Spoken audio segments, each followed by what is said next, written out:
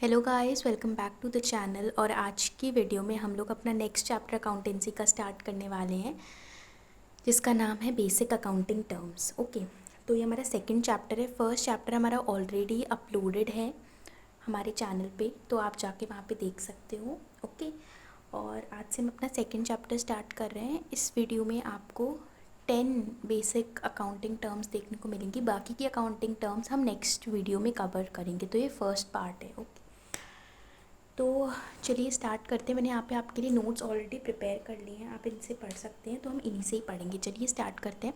तो फर्स्ट जो हमारा अकाउंटिंग टर्म है वो है हमारा बिजनेस ट्रांजैक्शन। ठीक है, तो बिजनेस ट्रांजैक्शन क्या होता है? फर्स्ट हमारा यही बात आ जाती है कि बिजनेस ट्रांजैक्शन आखिर में होता क्या है। तो इसको पढ़ते हैं। It is a financial transaction between two parties. It involves exchange of goods and service for monetary consideration. ठीक है, तो बिजनेस ट्रांजैक्शन बहुत ही सिंपल सा मीनिंग है। ठीक है, तो देखो इसमें क्या होता है कि जब भी कोई भी बिज़नेस है, ठीक है, चलो मैं आपको एग्जांपल से समझाती हूँ। ठीक है, ये टर्म्स आपका क्लियर होना बहुत इंपॉर्टेंट है, क्योंकि अगर यही टर्म्स आपकी क्लियर नहीं हुई तो आगे जाके आपको दिक्कत आ सकती है। तो इसको ढंग से समझना है हमें। तो बिज़नेस ट्रांजैक्शन, तो जैसे कि लेट्स सपोज कोई एक बिज़नेस है। ठीक है, एक बिज़नेस है। ओके, और आप ये बिज़नेस कर रहे हो, और इसमें क्या है कि इसमें कोई एक पर्सन है। जैसे लेट्स टेक एन एग्जांपल, ए कोई एक पर्सन है और बी बायर है। ओके, और ए सेलर है किसी भी बिज़नेस का।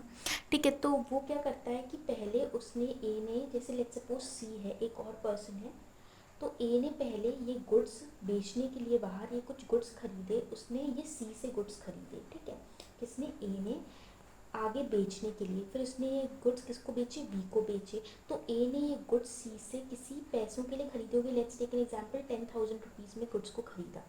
ठीक है, तो पैसों के लिए खरीदे, तो यहाँ पे खरीदा है, तो ये भी एक ट्रांजैक्शन हुआ, क्योंकि उसने गुड्स को खरीदा है फॉर मॉनेटरी कंसिडरेशन। ठीक है, कोई भी ट्रांजैक्शन है ये। ठीक है, इसको एक ट्रांजैक्शन हम कह सकते हैं, बिजनेस ट्रांजैक्शन, क्योंकि उसने बिजनेस के लिए ही गुड्स को खरीदा है 10,000 रुपये में, इसलिए इसको बिजनेस ट्रांजैक्शन बोला जाएगा। आगे ए ने बी को बेचे और बी ने इसको खरीदा, तो ए का बेचना, बी का खरीदना। ठीक है, ए ने बी को, let's take an example, goods बेच दिए। लेट्स टेक एन एग्जांपल, उसने यही 10,000 के गुड्स 11,000 रुपये में बेचे बी को। ठीक है, और बी ने इसके बदले में ए को 11,000 रुपये दिए होंगे। ठीक है, तो यहाँ पे क्या हुआ? ए ने बी को गुड्स बेचा। ये एक ट्रांजैक्शन हो गया हमारा। ठीक है, ये हमारा ट्रांजैक्शन हो गया ए और बी के बीच में।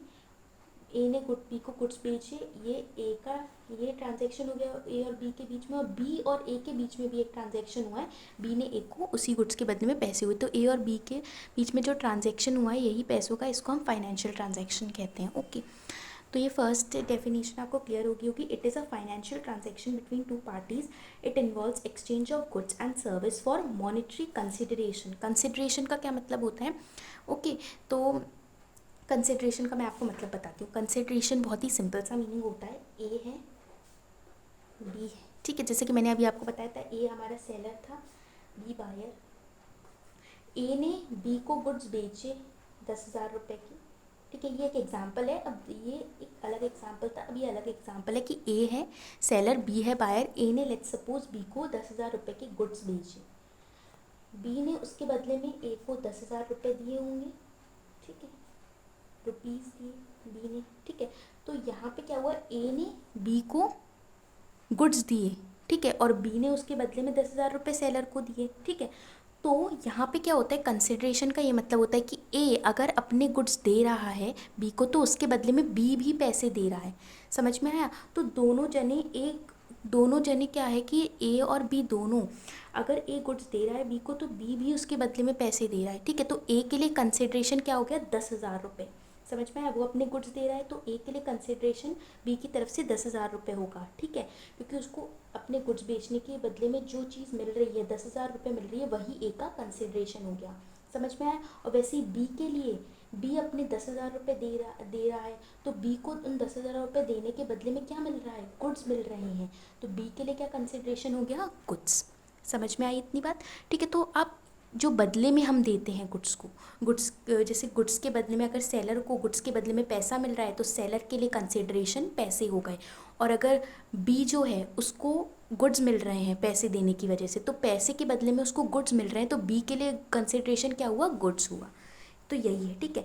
तो यही लिखा है, it is a financial transaction between two parties, it involves exchange of goods और service for monetary consideration. Monetary consideration मतलब मनी की कंसिडरेशन कीजिए, मनी बदले में मिल रहा है सेलर को। समझ में आया? ओके, आगे बढ़ते हैं। फर्स्ट क्लियर हुआ। सेकंड बढ़ते हैं, account, records of all business transaction, example bank account, salary account, ठीक है। अब जैसे लेट्स टेक एन एग्जांपल, इसी में ही लेते हैं, ठीक है।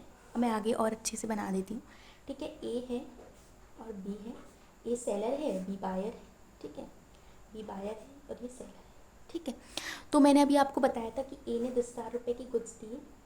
अब लेट्स टेक एन एग्जांपल कि बी ने ये जो 10,000 रुपये है वो ए को दिए, ठीक है। ए को दिए, कैश में दे दिए, ठीक है। पहले कैश का एग्जांपल लेते हैं। अब ए को, ठीक है, अब ए को 10,000 रुपये मिले, समझ में आया। अब ए बी तो एक सिंगल बायर है, इसके अलावा भी बहुत सारे बायर्स होंगे, जैसे सी एक बायर हो गया, डी एक बायर होगा, बहुत सारे बायर्स होंगे। तो ये सब भी, जैसे ए को सी ने दिए 11,000 रुपये, डी को दिए 20,000 रुपीज़, ठीक है, और ए ने इन सबको गुड्स दिए, ठीक है। ये सब हमने देख लिया। अब यहाँ पे क्या बात आती है कि अगर एक सेलर है, ए ने बी को गुड्स बेचे, सी को गुड्स बेचे, डी को गुड्स बेचे, समझ में आया, सबको गुड्स बेचे। तो अब ए के पास तो इतना सारा अमाउंट आ गया, 10,000 अमाउंट भी आ गया, 11,000 अमाउंट भी आ गया, 20,000 अमाउंट भी हो गया। अब ए याद कैसे रखिएगा, उसको तो इतने सारे पैसे मिल रहे, तो उसके लिए एंड में देखने के लिए कि उसको कितना पैसा मिला है, वो एक कैश अकाउंट मेंटेन करेगा, ठीक है। एक कैश अकाउंट मेंटेन करेगा, ठीक है। आप इस तरीके से हम आगे सब पढ़ेंगे, ठीक है। एक कैश अकाउंट मेंटेन करेगा, उसमें वो लिखेगा, ठीक है। अभी मैं ऐसे ही समझा रही हूँ कि कैश अकाउंट बनाएगा, उसमें वो लिखेगा सब कि मुझे 10,000 रुपये मिले, मुझे 11,000 रुपये मिले, मुझे 20,000 रुपये मिले, ठीक है।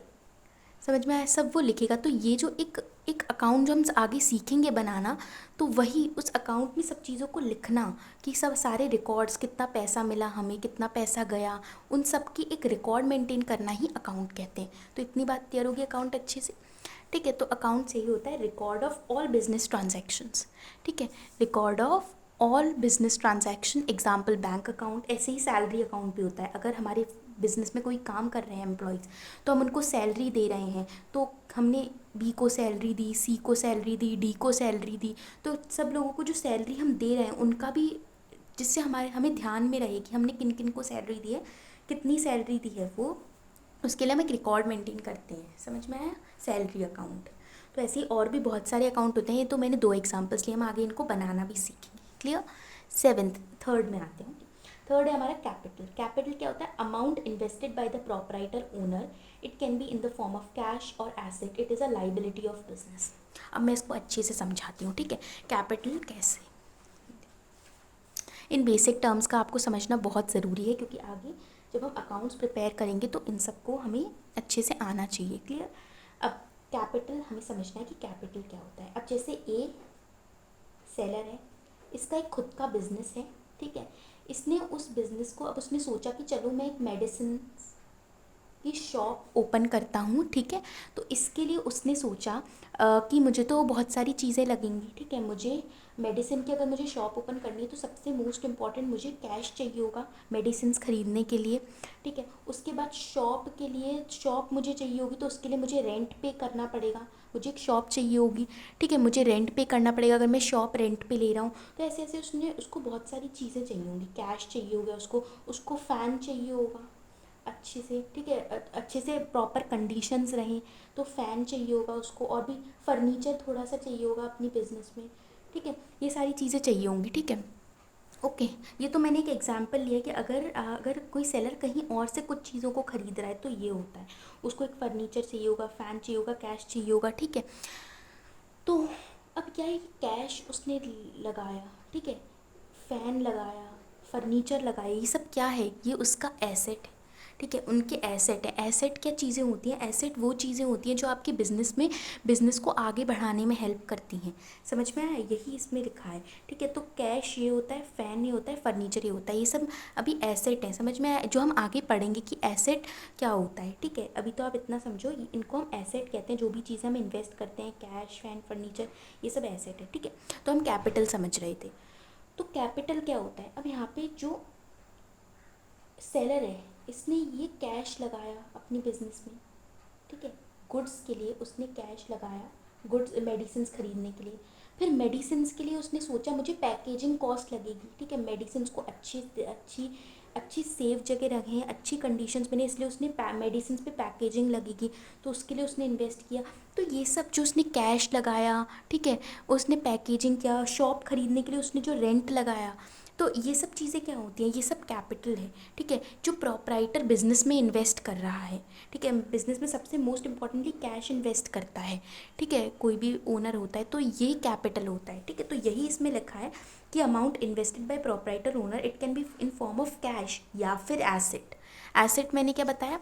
यही चीज़ें। ठीक है, इसलिए मैंने आपको एसेट समझाया था। एसेट क्या होता है? फ़ैन हो गया, फर्नीचर हो गया, अच्छी से अच्छी कंडीशन में हमारा बिजनेस चले उसके लिए जो चीज़ें ज़रूरी होती हैं वो एसेट होती हैं। ठीक है, तो एसेट लगाया। कैश, कैश के फॉर्म में भी ओनर जो होता है वो कैपिटल लगा सकता है, एसेट के फॉर्म में भी। अब ये वर्ड जो लिखा है लाइबिलिटी ऑफ बिजनेस, इसका क्या मतलब है? बहुत इजी सा मतलब है, अच्छे से समझते हैं। तो यहाँ पे बोला जा रहा है कि जो कैपिटल है वो लाइबिलिटी होती है बिजनेस की। ऐसा क्यों है? चलिए आगे देखते हैं कैसे एक लाइबिलिटी होती है बिजनेस। चलिए देखिए, ये बिजनेस है और ये ओनर है। हमेशा बिजनेस और ओनर को अलग अलग, दो अलग अलग एंटिटीज़ माना जाता है। ठीक है, यानी बिजनेस एक खुद की अलग, उसकी खुद की पहचान है बिजनेस की, और ओनर की खुद की पहचान है। हमेशा ये माना जाता है अकाउंट्स करते वक्त, हमेशा हर जगह ये अजम्पशन लगाया जाता है।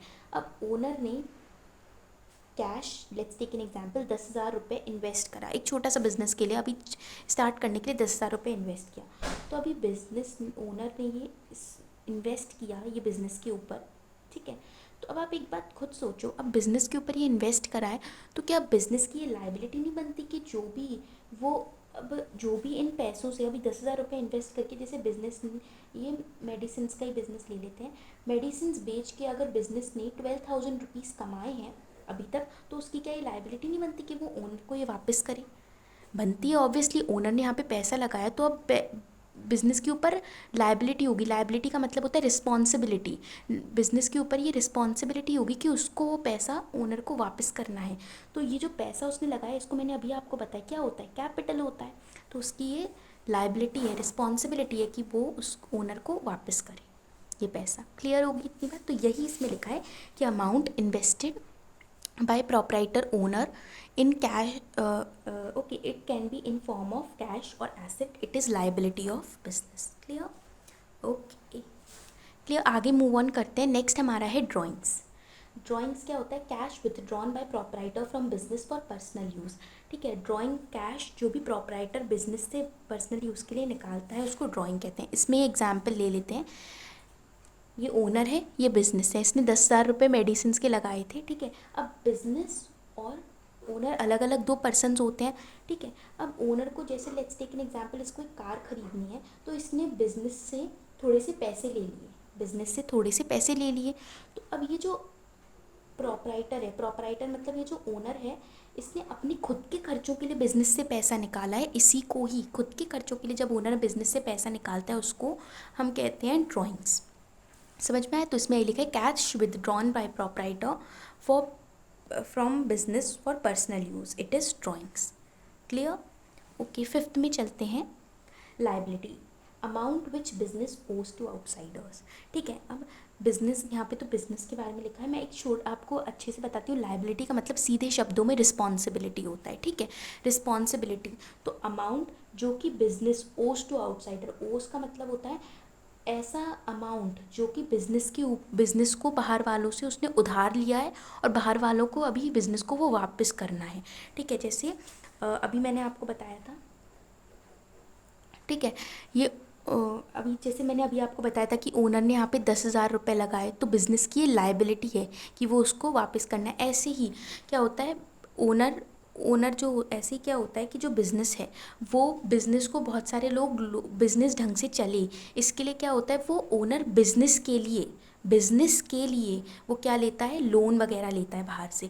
तो बिज़नेस के लिए लोन लिया है तो अल्टीमेटली वो किसकी लायबिलिटी हुई, बिज़नेस की। तो ऐसे ही लोन लेता है, लोन लेते हैं क्रेडिटर्स से, या फिर कुछ भी अच्छे से बिज़नेस चले, या फिर कई बार क्या होता है कि अ, हम बड़े बड़े इंस्टीट्यूशन से लोन ले लेते हैं, या फिर फाइनेंशियल इंस्टीट्यूशंस हो गए, बहुत सारे ऐसे हम आगे पढ़ेंगे, ठीक है। तो आप जो भी बिज़नेस बाहर आउटसाइडर्स के लिए वो करता है, ठीक है, जो भी बिज़नेस बाहर वालों के लिए, जो भी रिस्पॉन्सिबिलिटी है बिज़नेस की कि बाहर वालों को ये पैसा वापस करना है, वही लायबिलिटी होती है। जैसे आप यहाँ पे लिख सकते हो एग्जांपल, लोन हो गया, ठीक है, लोन्स। आगे मूव ऑन करते हैं। ओके, अब लायबिलिटी कई तरीके की होती है, ठीक है। तो जैसे पहली तरीके की लायबिलिटी होती है हमारी current liability which are payable within 12 months और विद इन ऑपरेटिंग साइकिल्स। अब क्या होता है कि लायबिलिटी, ऐसी लायबिलिटी जो कि हम 12 महीने में ही पे कर सकते हैं, मतलब जैसे कि शॉर्ट टर्म लायबिलिटीज़ इनको हम कहते हैं। तो ये एक ऐसी लायबिलिटी होती है जो कि आप with in 12 months of operating cycles इनको पे कर सकते हो। इन ऐसी टाइप्स की लायबिलिटी को हम करेंट लायबिलिटी कहते हैं। जैसे क्रेडिटर्स हो गए, बिल्स पेबल हो गए, शॉर्ट टर्म लोन्स हो गए, ठीक है, छोटे लोन्स होते हैं जैसे 12 साल, जैसे यानी 6 महीने के लिए बिजनेस ने कोई लोन लिया, ठीक है, तो उसको हम कह सकते हैं 6 महीने के लिए, तो वो 12 मंथ से जनरली कम है, ठीक है, तो उसको हम करेंट लायबिलिटी कह सकते हैं। क्रेडिटर्स, ठीक है, क्रेडिटर्स हो गए, ठीक है, बिल्स पेएबल हो गए, समझ में आया। तो क्रेडिटर्स जैसे कि अभी क्या हुआ, जैसे अभी कोई पर्सन है, उसने हमसे कह दिया कि उसने हमें पहले ही पैसा दे दिया, और हम और अब क्या हुआ कि हमें उसको अब गुड्स बेचने हैं, तो वो क्रेडिटर्स होते हैं, समझ में आया। उसने हमें पहले ही पैसा दिया, अब हमें उसे गुड्स उसको पहुंचाने हैं, तो 12 महीने के अंदर ही अंदर हम उसको पहुंचा देते हैं, तो एक क्रेडिटर्स हो गए। बिल्स पेएबल हम आगे पढ़ेंगे, ये सब चीज़ें हैं। तो यही हमारी लायबिलिटी होती है। और पहली टाइप की लायबिलिटी होती है करेंट लायबिलिटी, जो कि पेएबल होती है with in 12 months of operating cycles. Clear होगी इतनी बात। आगे देखते हैं नेक्स्ट टाइप की जो लायबिलिटी होती है वो है non current liabilities which are payable after 12 months of और operating cycle whichever is more. Clear. Non current liabilities ऐसी लायबिलिटीज़ होती हैं जो कि 12, जिससे कि जो 3 साल हो गए, 4 साल हो गए, जो ऐसे पे करती होती हैं, इनको हम लॉन्ग टर्म लायबिलिटीज़ कहते हैं। अब ऑपरेटिंग साइकिल का क्या मतलब होता है, कभी कभार ऐसा हमारे क्वेश्चन में मैंशनड होगा कि ये लायबिलिटी 6 ईयर्स की है, ठीक है, ये लायबिलिटी 6 ईयर्स की है, ठीक है, या फिर तो इस तरीके से तो ये मैंशनड होता है, ऐसा नहीं कि सिर्फ 1 साल हो गया, ठीक है, तो वही हमारी नॉन करेंट लायबिलिटी होगी। नॉन करेंट लायबिलिटी जो होती है वो 1 साल से ज़्यादा भी हो सकती है, कभी कभार ऐसा भी मेंशन किया जा सकता है कि 1 साल से कम भी हो सकती है, वो ऑपरेटिंग साइकिल होती है, ठीक है। ऑपरेटिंग साइकिल ऐसा लिखा होता है कि the operating cycle of this business is 6 months and we will consider it as non current liabilities, ठीक है।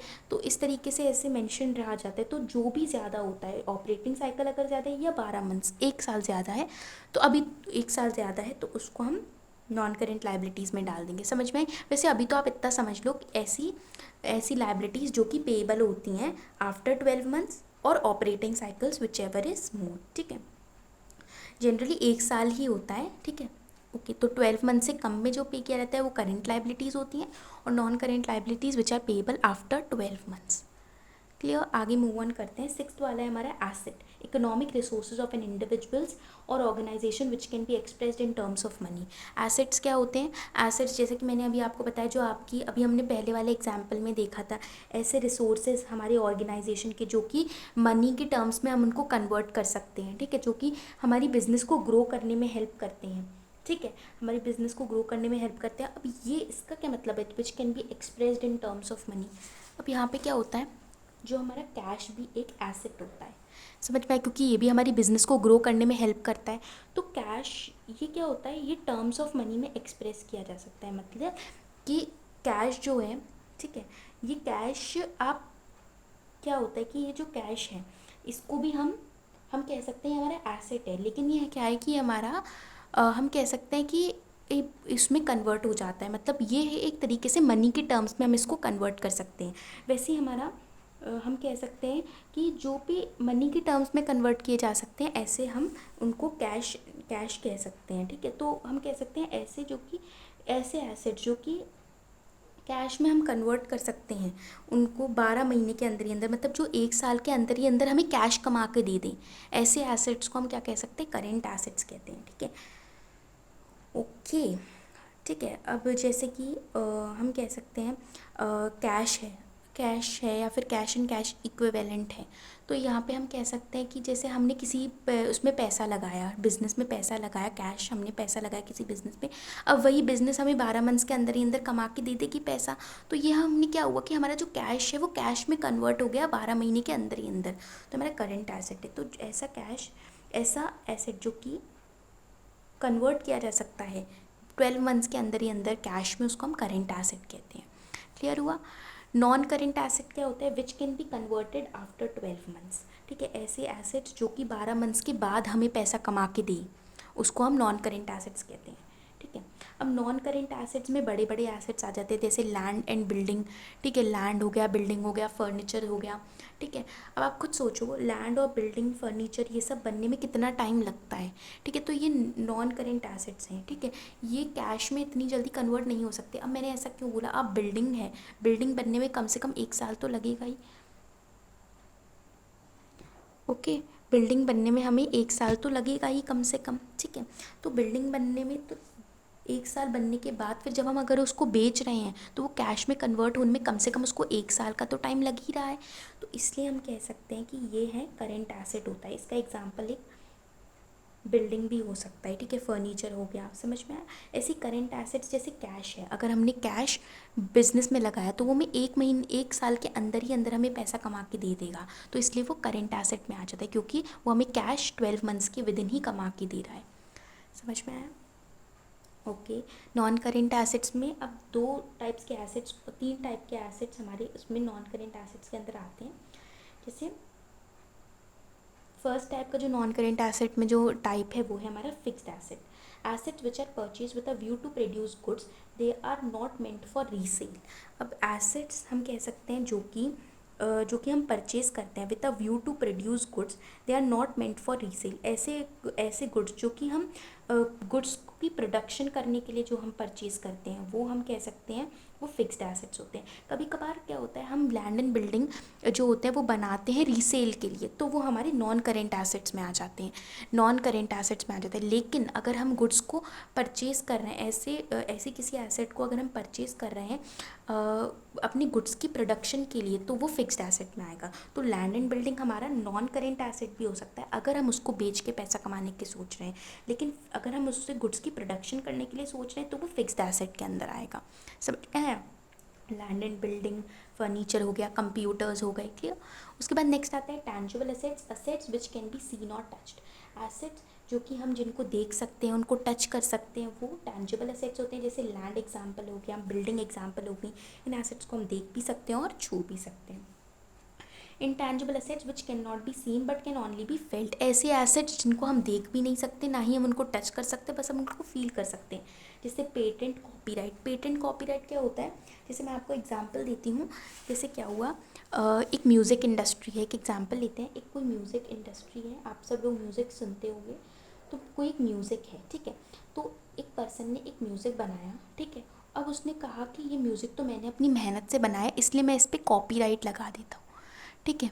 तो कॉपीराइट लग गया। अब क्या होगा, अगर कोई भी एक पर्सन है, अब कोई दूसरा पर्सन है, अगर वो इस म्यूज़िक को यूज़ करना चाहते हैं तो पहले उसको इस ओनर से परमिशन लेनी पड़ेगी जिसने म्यूज़िक बनाया, या उसको कुछ पैसे देने पड़ेंगे इन द फॉर्म ऑफ ठीक है, उसको थोड़े से पैसे देने पड़ेंगे। तो यही होता है कॉपीराइट, कि आप बिना किसी परमिशन के उसकी बनाई चीज़ को यूज़ नहीं कर सकते। तो ये हमारा एसेट हो गया, ठीक है। तो इनको हम देख नहीं सकते, समझ में आया। उसके बाद आगे मूव ऑन करते हैं। करेंट एसेट्स को हम सर्कुलेटिंग या फ्लोटिंग एसेट्स भी कहते हैं। समझ में आई बात। ओके। तो आज की वीडियो में हम बस इतना ही रखते हैं। हमने 6 जो हमारी बेसिक अकाउंटिंग टर्म्स थी वो कर ली हैं कंप्लीट। बाकी का हम आगे की वीडियो में कंटिन्यू करेंगे, ठीक है। तब तक आप इस वीडियो को अच्छे से देखो। Okay, till then take care and good bye. Thank you so much. Do like, subscribe and share the video. Okay, thank you.